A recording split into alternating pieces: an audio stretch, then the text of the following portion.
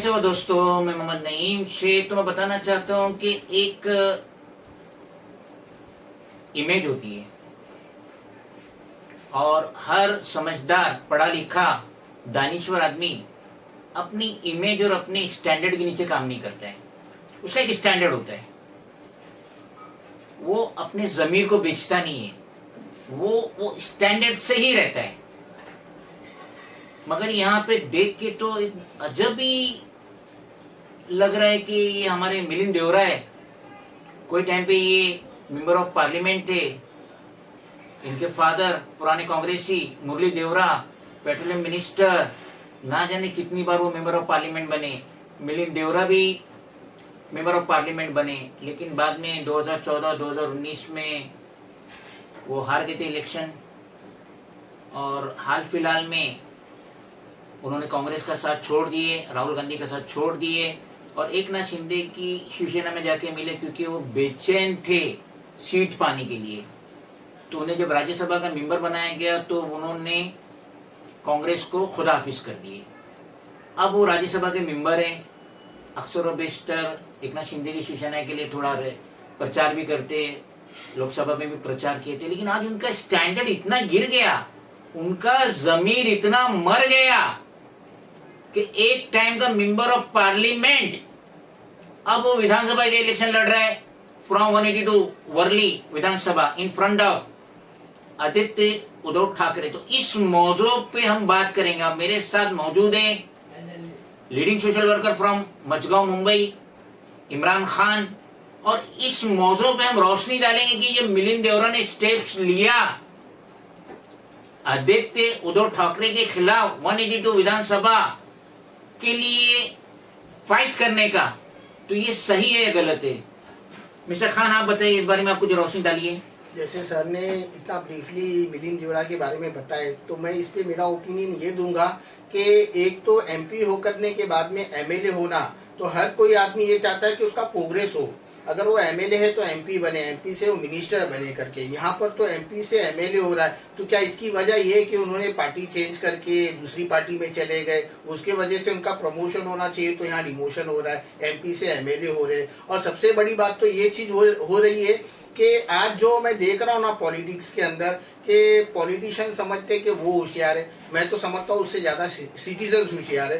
कि अगर ये बोलना रहता है ना कि एक पार्टी छोड़ के एक मिनिस्टर दूसरी पार्टी में जा रहा है, तो अपने फायदे अपने मतलब के लिए जा रहा है, तो वहाँ पर भी एक सिटीजन है ना, उसके लिए एक माइनस पॉइंट हो जाता है पॉलिटिशियन के लिए कि ये जब पार्टी का नहीं हुआ तो ये सिटीजन्स का क्या होगा, देश का क्या होगा करके। दूसरी बात ये कि मुंबई सिटी का बच्चा बच्चा जानता है कि आदित्य उद्धव ठाकरे है कौन।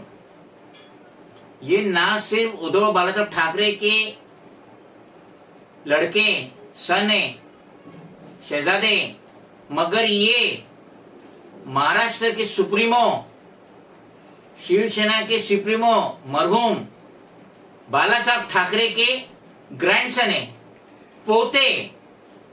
और वो बाला साहब ठाकरे मैंने मेरी आंखों से देखा हूं, उन्होंने अपनी जिंदगी में अगर कह दिए कि मुंबई बंद, तो मुंबई बंद हो गई। फिर किसी की हिम्मत नहीं, मजाल नहीं कि वो अपनी दुकान खोले, फैक्ट्री खोले या रास्ते में अपनी गाड़ियां दौड़ाए। बाला साहब ठाकरे ने बोल दिए मुंबई बंद तो बंद।